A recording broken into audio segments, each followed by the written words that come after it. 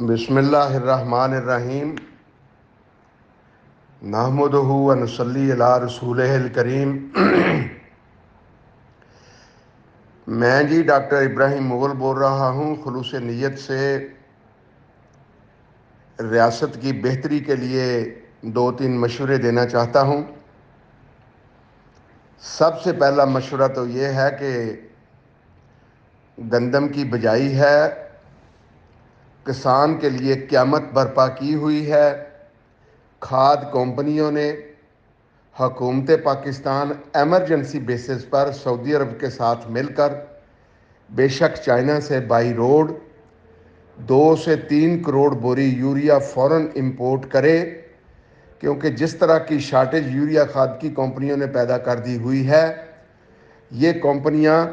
ان کے منہ کو خون لگ گیا ہے، کسان کا خون، لہذا یہ 3,500-4 ہزار والی چیز 6,000 میں بیچ رہی ہیں۔ ایک طرف یہ کھاد بنانے والی کمپنیاں حکومت سے گیس جس سے کھاد بنتی ہے وہ انتہائی سستے داموں لے رہی ہیں، اور دوسری طرف کسان کو لوٹ رہی ہیں۔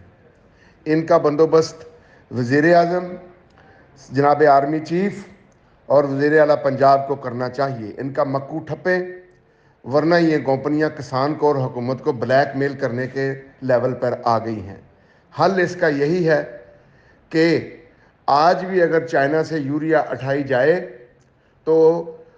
وہ پاکستان میں 4,000 روپے کی زیادہ سے زیادہ بوری پڑے گی، تمام ٹیکس ڈال کے۔ حکومت اگر کہتی ہے کہ اس کے لیے زر مبادلہ کہاں سے آئے گا، تو یہ جو کمپنیوں کو آپ سستی ترین گیس دے رہے ہیں کہ یوریا تیار کریں، ان کی گیس 6 گنا مہنگی کر دیں، اور جو اس سے پیسہ آئے گا وہ آپ کے زر مبادلہ کا باعث بھی بنے گا، اس لیے کہ کمپنیوں کو حکومت کی دی ہوئی سہولت جو ہے وہ ان کے دماغ خراب کر رہی ہے۔ دوسری تجویز، میاں برادران کچھ دیر کے لیے صبر کر لیں۔ چیف آف آرمی سٹاف کا اور چیف جسٹس آف پاکستان کا ملک کی بہتری کے لیے اگر کوئی کیلولہ مل رہا ہے، خدارہ اسے ملنے دیں۔ جس طرح چیف جسٹس صاحب نے گاڑیاں سب کینسل مرسڈیز اس طرح کی ہیں، قوم چیف جسٹس صاحب آپ سے اور آرمی چیف صاحب آپ سے سخت منتظر ہے کہ اس طرح کا نوٹیفیکیشن ملک بھر میں کرا دیں کہ کوئی بھی افسر بڑے سے بڑا بھی ہوگا تو اس کے پاس 1000 سی سی سے بڑی گاڑی نہیں ہوگی۔ کیا کر رہے ہیں یہ پاکستان کے لیے؟ انہوں نے پچھلے 73 یا 76 سال میں کیا کیا؟ یہ 3.5 سال عمران خان بھی رہے، 1.5 سال ڈالر صاحب بھی رہے،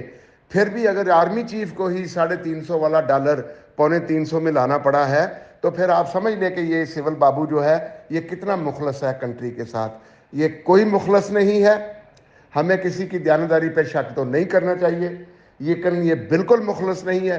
صرف اپنی پاکٹ کے ساتھ اور اپنی کٹی کے ساتھ مخلص ہے، لہذا اس کا بندوبست کرنا پڑے گا، اور مکو ٹھپیں اس کا کہ کسی افسر کے پاس بھی گاڑی 1000 سی سی سے بڑی نہیں ہوگی، خواہ وہ 22 کا ہے خواہ وہ 20 کا ہے، نمبر 1۔ نمبر 2، چند افسران کو، جتنے بھی 20ویں گریڈ سے اوپر افسران ہیں ان کی تعداد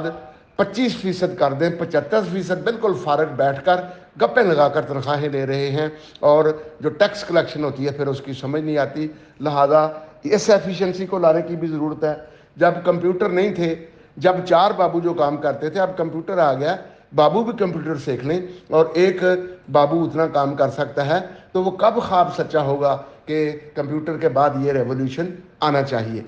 لہذا میاں صاحب الیکشن 3-4 سال کے لیے ابھی آپ صبر کر دیں، کچھ نہیں ہوتا، اللہ آپ کو زندگی لمبی دے۔ لہذا آج جو لوگ عدالتوں میں جا رہے ہیں، ہر فورم پر گزارش کر رہے ہیں کہ الیکشن لیٹ کیا جائے، اس لیے کہ سیاسی حکومت آ گئی تو لوگوں کی پھر کم بختی آ جائے گی، پھر رشوتیں چلیں گی، پھر اقربا پروری ہوگی، پھر بابو موجے مارے گا۔ اب دیکھیں نا، چائنا، سعودی عرب، ترکی، روس، ایران، کوئی بھی نہیں،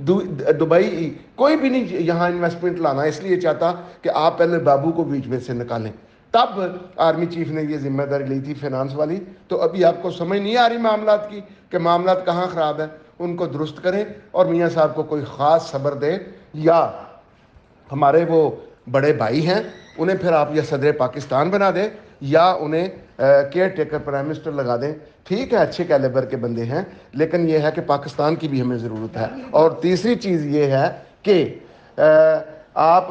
کوشش کس کو دبانے کی کریں، کس کو دبانے کی کریں، لیکن میرٹ کا بول بالا ہونا چاہیے، پاکستان کا بول بالا ہونا چاہیے، اور اگر وہ آرمی کے ہاتھوں ہو رہا ہے تو ہم پاکستان کی اس رجیم کو، بندے بندے میں فرق ہوتا ہے، موجودہ رجیم میں ہم آرمی چیف کو سلام پیش کرتے ہیں اور امید کرتے ہیں کہ پاکستان کے حالات بہتر کرنے میں وہ ایسا ہی کردار ادا کرتے رہیں گے۔ خدا را ہماری یہ ان گزارشات پہ عمل کیا جائے، یہ پاکستان کے حق میں ہے، ریاست کے حق میں ہے، اور غریب عوام کے حق میں ہے۔ السلام علیکم ورحمۃ اللہ وبرکاتہ۔